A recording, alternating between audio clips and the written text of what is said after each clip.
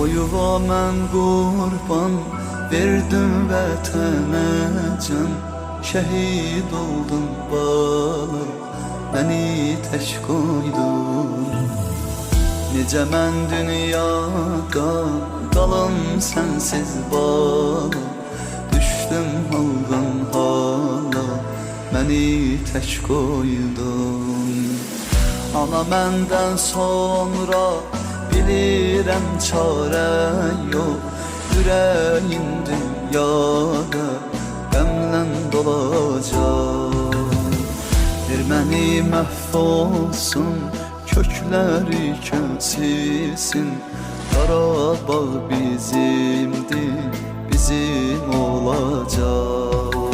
Salam olsun şəhidlərə, vətən sevgisi